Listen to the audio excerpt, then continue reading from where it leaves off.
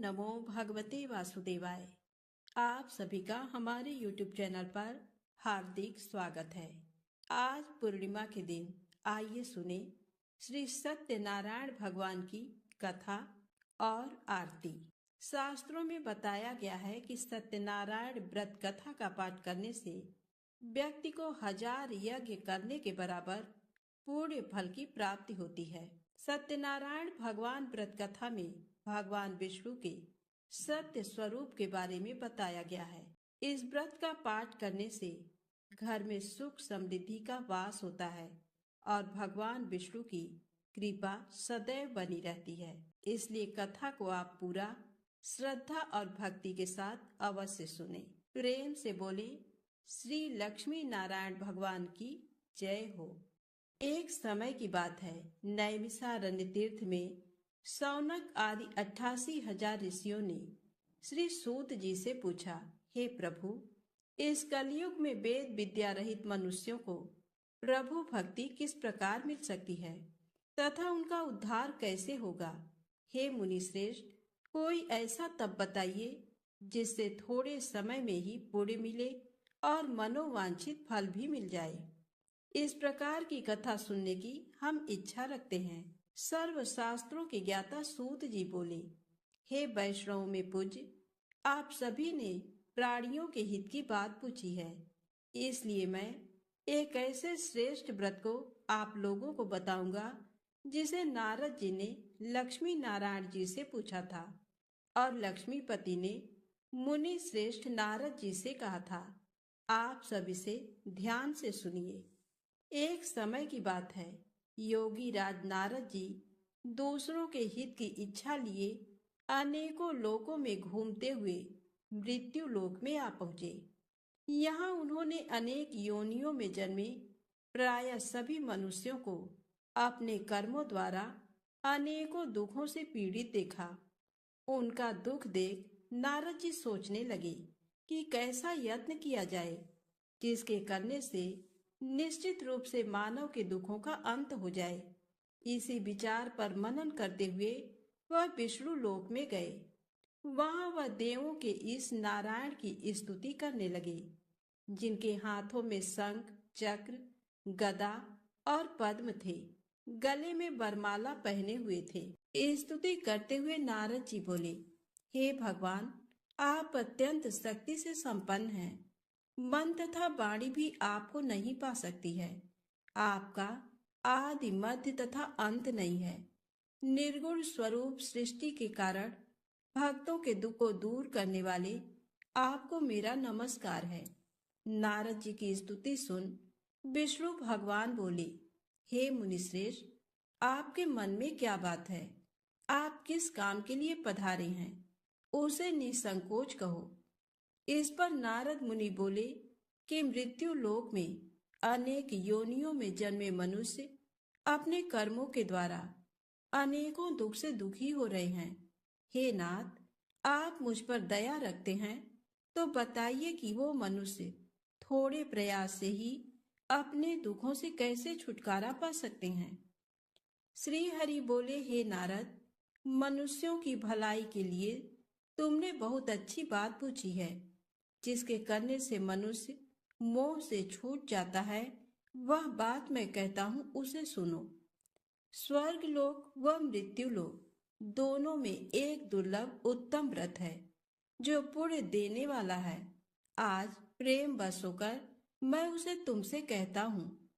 श्री सत्यनारायण भगवान का ये व्रत अच्छी तरह विधान पूर्वक करके मनुष्य तुरंत ही यहाँ सुख भोग कर मरने पर मोक्ष पाता है। श्री हरि के वचन सुन नारद जी बोले कि उस व्रत का फल क्या है और उसका विधान क्या है। ये व्रत किसने किया था? इस व्रत को किस दिन करना चाहिए? हे प्रभु, सभी कुछ विस्तार से बताएं। नारद की बात सुनकर श्री हरि बोले, दुख व शोक को दूर करने वाला ये व्रत सभी स्थानों पर विजय दिलाने वाला है। मानव को भक्ति व श्रद्धा के साथ शाम को श्री सत्यनारायण की पूजा धर्म परायण होकर ब्राह्मणों व बंधुओं के साथ करनी चाहिए। भक्ति भाव से ही नैवेद्य, केले का फल, घी, दूध और गेहूं का आटा सवाया लें। गेहूं के स्थान पर साठी का आटा, शक्कर तथा गुड़ लेकर वह सभी भक्षण योग्य पदार्थों को मिलाकर भगवान का भोग लगाएं। ब्राह्मणों सहित बंधु बांधवों को भी भोजन कराएं। उसके बाद स्वयं भोजन करें। भजन कीर्तन के साथ भगवान की भक्ति में लीन हो जाएं। इस तरह से सत्यनारायण भगवान का ये व्रत करने पर मनुष्य की सारी इच्छाएं निश्चित रूप से पूरी होती हैं।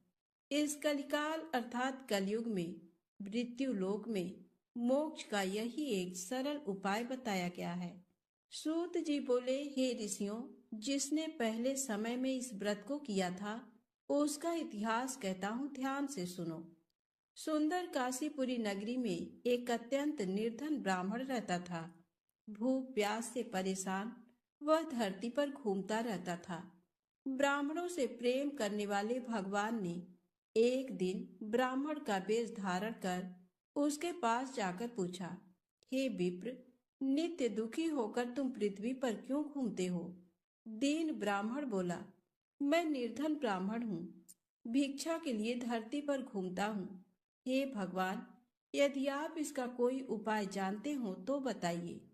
वृद्ध ब्राह्मण कहता है कि सत्यनारायण भगवान मनोवांछित फल देने वाले हैं, इसलिए तुम उनका पूजन करो। इसे करने से मनुष्य सभी दुखों से मुक्त हो जाता है। वृद्ध ब्राह्मण बनकर आए सत्यनारायण भगवान उस निर्धन ब्राह्मण को व्रत का सारा विधान बताकर अंतर ध्यान हो गए। ब्राह्मण मन ही मन सोचने लगा कि जिस व्रत को वृद्ध ब्राह्मण करने को कहा गया है, मैं उसे जरूर करूंगा। ये निश्चय करने के बाद उसे रात में नींद नहीं आई। वह सवेरे उठकर सत्यनारायण भगवान के व्रत का निश्चय कर भिक्षा के लिए चला गया। उस दिन निर्धन ब्राह्मण को भिक्षा में बहुत धन मिला, जिससे उसने बंधु बांधवों के साथ मिलकर श्री सत्यनारायण भगवान का व्रत संपन्न किया।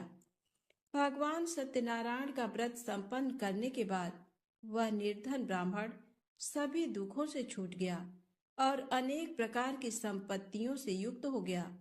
उसी समय से ये ब्राह्मण हर माह इस व्रत को करने लगा। इस तरह से सत्यनारायण भगवान के व्रत को जो मनुष्य करेगा वह सभी प्रकार के पापों से छूटकर मोक्ष को प्राप्त होगा। जो मनुष्य इस व्रत को करेगा वह सभी दुखों से मुक्त हो जाएगा। सूत जी बोले कि इस तरह से नारद जी से नारायण जी का कहा हुआ श्री सत्यनारायण व्रत को मैंने तुमसे कहा। हे विप्रो, मैं अब और क्या कहूँ? ऋषि बोले, हे मुनिवर, संसार में उस विप्र से सुनकर और किस किसने इस व्रत को किया, हम सब इस बात को सुनना चाहते हैं। इसके लिए हमारे मन में श्रद्धा का भाव है। सूत जी बोले, हे मुनियों, जिस जिसने इस व्रत को किया है वह सब सुनो। एक समय वही विप्र धन व ऐश्वर्य के अनुसार अपने बंधु बांधवों के साथ इस व्रत को करने को तैयार हुआ। उसी समय एक लकड़ी बेचने वाला बूढ़ा आदमी आया और लकड़ियां बाहर रखकर अंदर ब्राह्मण के घर में गया।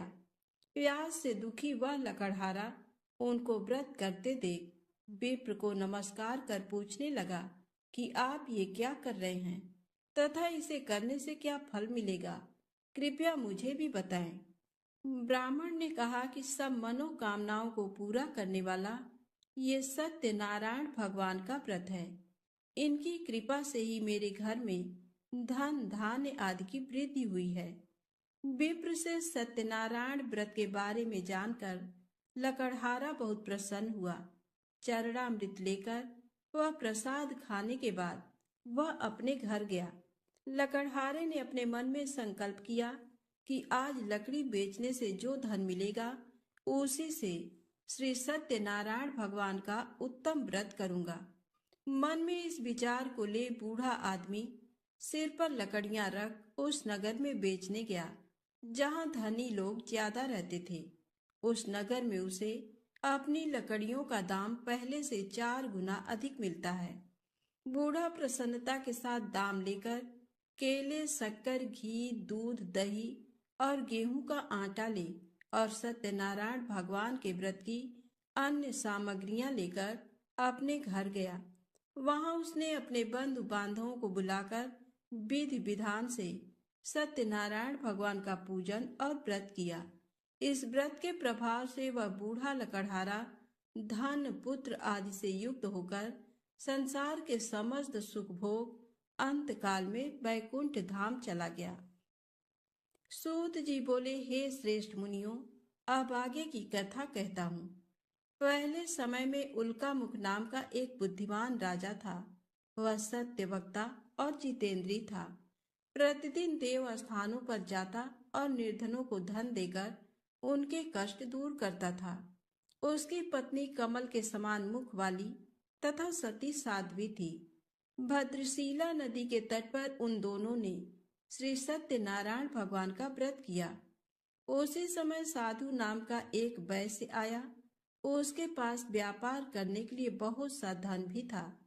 राजा को व्रत करते देखकर वह विनय के साथ पूछने लगा, हे राजन, भक्ति भाव से पूर्ण होकर आप ये क्या कर रहे हैं? मैं सुनने की इच्छा रखता हूँ, तो आप मुझे बताएं। राजा बोला, हे साधु, अपने बंधु बांधवों के साथ पुत्र आदि की प्राप्ति के लिए एक महाशक्तिमान श्री सत्यनारायण भगवान का व्रत व पूजन कर रहा हूँ। राजा के वचन सुन साधु आदर से बोला, हे राजन, मुझे इस व्रत का सारा विधान कहिए। आपके कथनानुसार मैं भी इस व्रत को करूँगा। मेरी भी संतान नहीं है और इस व्रत को करने से निश्चित रूप से मुझे संतान की प्राप्ति होगी। राजा से व्रत का सारा विधान सुन व्यापार से निवृत्त हो वह अपने घर गया। साधु वैश्य ने अपनी पत्नी को संतान देने वाले इस व्रत का वर्णन कह सुनाया और कहा कि जब मेरी संतान होगी तब मैं इस व्रत को करूंगा। साधु ने इस तरह के वचन अपनी पत्नी लीलावती से कहे। एक दिन लीलावती पति के साथ आनंदित हो सांसारिक धर्म में प्रवृत्त होकर सत्यनारायण भगवान की कृपा से गर्भवती हो गई। 10वें महीने में उसके गर्भ से एक सुंदर कन्या ने जन्म लिया। कन्या दिनों दिन ऐसे बढ़ने लगी जैसे कि शुक्ल पक्ष का चंद्रमा बढ़ता है। माता पिता ने अपनी कन्या का नाम कलावती रखा। एक दिन लीलावती ने मीठे शब्दों में अपने पति को याद दिलाया कि आपने सत्यनारायण भगवान के जिस व्रत को करने का संकल्प किया था उसे करने का समय आ गया है। आप इस व्रत को करिए। साधु बोला कि हे प्रिय, इस व्रत को मैं उसके विवाह पर करूंगा। इस प्रकार अपनी पत्नी को आश्वासन देकर वह नगर को चला गया। कलावती पिता के घर में रह वृद्धि को प्राप्त हो गई।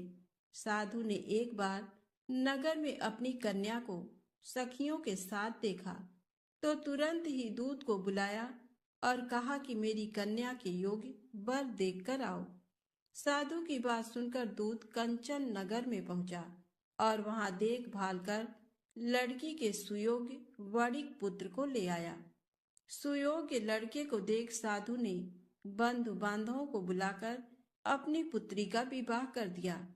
लेकिन दुर्भाग्य की बात ये कि साधु ने अभी भी श्री सत्यनारायण भगवान का व्रत नहीं किया। इस पर श्री भगवान क्रोधित हो गए और श्राप दिया कि साधु को अत्यधिक दुख मिले। अपने कार्य में कुशल साधु बनिया जमाई को लेकर समुद्र के पास स्थित होकर रत्नसारपुर नगर में गया।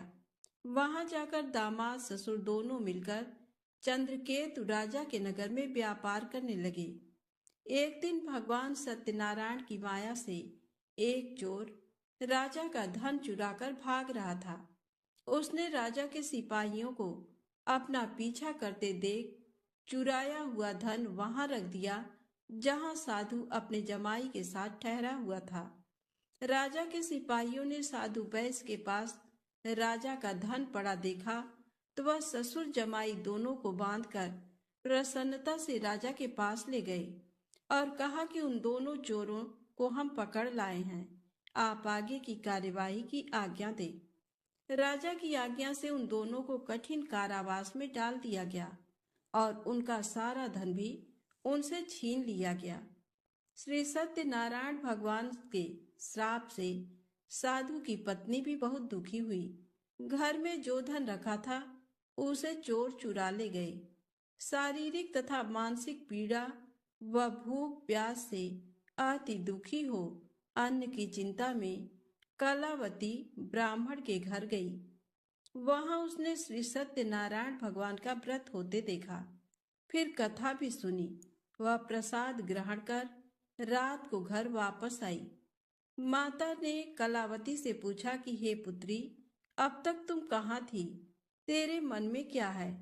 कलावती ने अपनी माता से कहा, हे माता, मैंने एक ब्राह्मण के घर में श्री सत्यनारायण भगवान का व्रत देखा है। कन्या के वचन सुन लीलावती भगवान के पूजन की तैयारी करने लगी। लीलावती ने परिवार व बंधुओं सहित सत्यनारायण भगवान का पूजन किया और उनसे वर मांगा कि मेरे पति तथा जमाई शीघ्र घर आ जाएं। साथ ही ये भी प्रार्थना की कि हम सबका अपराध क्षमा करें। श्री सत्यनारायण भगवान इस व्रत से संतुष्ट हो गए और राजा चंद्रकेतु को सपने में दर्शन दे कहा कि हे राजन, तुम उन दोनों वैश्यों को छोड़ दो और तुमने उनका जो धन लिया है उसे वापस कर दो। अगर ऐसा नहीं किया तो मैं तुम्हारा धन, राज्य व संतान सभी को नष्ट कर दूंगा। राजा को ये सब कहकर वह अंतर ध्यान हो गए। प्रातःकाल सभा में राजा ने अपना सपना सुनाया। फिर बोले कि वणिक पुत्रों को कैद से मुक्त कर सभा में लाओ। दोनों ने आते ही राजा को प्रणाम किया। राजा मीठी वाणी में बोला, हे महानुभाव, भाग्यवश ऐसा कठिन दुख तुम्हें प्राप्त हुआ है, लेकिन अब तुम्हें कोई भय नहीं है। ऐसा कह राजा ने उन दोनों को नए वस्त्र आभूषण भी पहनाए और जितना धन उनका लिया था उससे दुगुना धन वापस कर दिया। दोनों वैश्य अपने घर को चल दिए। श्री सत्यनारायण व्रत कथा का 3रा अध्याय संपूर्ण। बोलिए श्री सत्यनारायण भगवान की जय। सत्यनारायण भगवान की व्रत कथा का 4था अध्याय। सूत जी बोले, वैश्य ने मंगलाचार कर अपनी यात्रा आरंभ की और अपने नगर की ओर चल दिए। उनके थोड़ी दूर जाने पर एक दंडी वेशधारी श्री सत्यनारायण ने उनसे पूछा, हे साधु, तेरी नाव में क्या है? अभिमानी वणिक हंसता हुआ बोला, हे दंडी, आप क्यों पूछते हो? क्या धन लेने की इच्छा है? मेरी नाव में तो बेल व पत्ते भरे हुए हैं। वैश्य के कठोर वचन सुन भगवान बोले, तुम्हारा वचन सत्य हो। दंडी ऐसे वचन का वहां से दूर चले गए। कुछ दूर जाकर समुद्र के किनारे बैठ गए। दंडी के जाने के बाद साधु वैश्य ने नित्य क्रिया के पश्चात नाव को ऊंची उठते देखकर अचंभा माना और नाव में बेल पत्ते आदि देख वह मूर्छित हो जमीन पर गिर पड़ा। मूर्छा खुलने पर वह अत्यंत शोक में डूब गया। तब उसका दामाद बोला कि आप शोक ना मनाएं, ये दंडी का शाप है, इसलिए हमें उनकी शरण में जाना चाहिए, तभी हमारी मनोकामना पूरी होगी। दामाद की बात सुनकर वह दंडी के पास पहुंचा और अत्यंत भक्ति भाव नमस्कार करके बोला, मैंने आपसे जो जो असत्य वचन कहे थे उनके लिए मुझे क्षमा कर दें। ऐसा कहकर महान शोकातुर हो रोने लगा। तब दंडी भगवान बोले, हे वणिक पुत्र, मेरी आज्ञा से बार बार तुम्हें दुख प्राप्त हुआ है।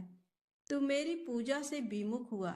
साधु बोला, हे भगवान, आपकी माया से ब्रह्मा आदि देवता भी आपके रूप को नहीं जानते, तब मैं अज्ञानी कैसे जान सकता हूँ?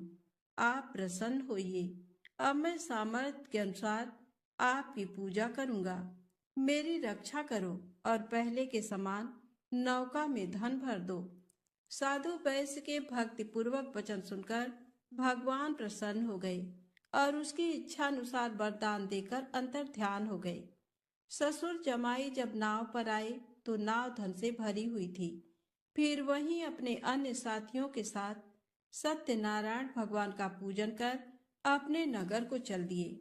जब नगर के नजदीक पहुंचे तो दूत को घर पर खबर करने के लिए भेज दिया। दूत साधु की पत्नी को प्रणाम कर कहता है कि मालिक अपने दामाद सहित नगर के निकट आ गए हैं। दूत की बात सुन साधु की पत्नी लीलावती ने बड़े हर्ष के साथ सत्यनारायण भगवान का पूजन कर अपनी पुत्री कलावती से कहा कि मैं अपने पति के दर्शन को जाती हूँ, तू कार्य पूर्ण कर शीघ्र आ जा। माता के ऐसे वचन सुन कलावती जल्दी में प्रसाद छोड़ अपने पति के पास चली गई। प्रसाद की अवज्ञा के कारण श्री सत्यनारायण भगवान रुष्ट हो गए और नाव सहित उसके पति को पानी में डुबो दिया। कलावती अपने पति को वहां न पाकर रोती हुई जमीन पर गिर गई। नौका को डूबा हुआ देख वह कन्या को रोता देख साधु दुखी होकर बोला कि हे प्रभु, मुझसे तथा मेरे परिवार से जो भूल हुई है उसे क्षमा करें। साधु के दीन वचन सुनकर श्री सत्यनारायण भगवान प्रसन्न हो गए और आकाशवाणी हुई, हे साधु, तेरी कन्या मेरे प्रसाद को छोड़कर आई है, इसलिए उसका पति अदृश्य हो गया है। यदि वह घर जाकर प्रसाद खाकर लौटती है तो इसे इसका पति अवश्य मिलेगा। ऐसी आकाशवाणी सुन कलावती घर पहुंचकर प्रसाद खाती है और फिर आकर अपने पति के दर्शन करती है। उसके बाद साधु अपने बंधु बांधवों सहित श्री सत्यनारायण भगवान का विधि विधान से पूजन करता है। इस लोक का सुख भोग वह अंत में स्वर्ग जाता है। श्री सत्यनारायण व्रत कथा का चौथा अध्याय संपूर्ण। बोलिए श्री सत्यनारायण भगवान की जय। सत्यनारायण भगवान की व्रत कथा का 5वां अध्याय। सूत जी बोले, हे ऋषियों, मैं और भी एक कथा सुनाता हूँ, उसे भी ध्यान पूर्वक सुनो। प्रजा पालन में लीन तुंगध्वज नाम का एक राजा था। उसने भी भगवान का प्रसाद त्याग कर बहुत ही दुख सहन किया। एक बार वन में जाकर वन्य पशुओं को मारकर वह बड़ के पेड़ के नीचे आया। वहां उसने ग्वालों को भक्ति भाव से अपने बंधुओं सहित सत्यनारायण भगवान का पूजन करते देखा। अभिमान बस राजा ने उन्हें देखकर भी पूजा स्थान में नहीं गया और ना ही उसने भगवान को नमस्कार किया। ग्वालों ने राजा को प्रसाद दिया, लेकिन उसने वह प्रसाद नहीं खाया और प्रसाद को वहीं छोड़ अपने नगर को चला गया। जब वह नगर में पहुंचा तो वहां सब कुछ तहस नहस हुआ पाया। वह शीघ्र ही समझ गया कि ये सब भगवान ने ही किया है। वह दोबारा ग्वालों के पास पहुंचा और विधि पूर्वक पूजा करके प्रसाद खाया तो श्री सत्यनारायण भगवान की कृपा से सब कुछ पहले जैसा हो गया। दीर्घ काल तक सुख भोगने के बाद मरणोपरांत उसे स्वर्ग लोक की प्राप्ति हुई। जो मनुष्य परम दुर्लभ इस व्रत को करेगा तो भगवान सत्यनारायण की अनुकंपा से उसे धन धान्य की प्राप्ति होगी। निर्धन धनी हो जाता है और भय मुक्त हो जीवन जीता है। संतानहीन मनुष्य को संतान सुख मिलता है और सारे मनोरथ पूर्ण होने पर मानव अंत काल में वैकुंठ धाम को जाता है। सूत जी बोले, जिन्होंने पहले इस व्रत को किया है अब उनके दूसरे जन्म की कथा कहता हूँ। वृद्ध सतानंद ब्राह्मण ने सुदामा का जन्म लेकर मोक्ष की प्राप्ति की। लकड़हारे ने अगले जन्म में निषाद बनकर मोक्ष प्राप्त किया। उल्का मुख नाम का राजा दशरथ होकर वैकुंठ को गए। साधु नाम के वैश्य ने मोर ध्वज बनकर अपने पुत्र को आरे से चीरकर मोक्ष पाया। महाराज तुंगध्वज ने स्वयंभू होकर भगवान में भक्ति युक्त हो कर्म कर मोक्ष पाया। श्री सत्यनारायण व्रत कथा का 5वां अध्याय संपूर्ण। बोलिए श्री लक्ष्मी नारायण भगवान की जय हो। आइए सुने सत्यनारायण भगवान की आरती। जय लक्ष्मी रमणा, स्वामी जय लक्ष्मी रमणा, सत्यनारायण स्वामी जनपातक हरड़ा। ओम जय लक्ष्मी रमणा, रत्न जड़ित सिंहासन अद्भुत छवि राजे, नारद करत नीराजन, नारद करत नीराजन, घंटा ध्वनि बाजे।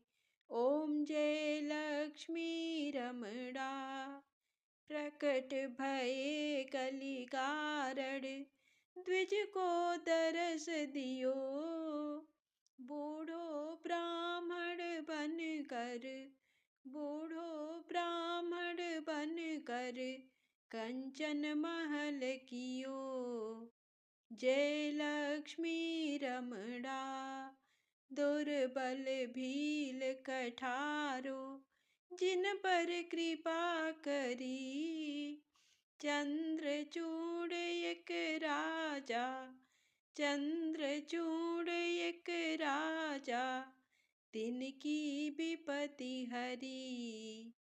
जय लक्ष्मी रमणा, पैस्य मनोरथ पायो, श्रद्धा तज दीन्ही, सो फल भोग्यो प्रभु जी, सो फल भोग्यो प्रभु जी, फिर स्तुति कीन्ही।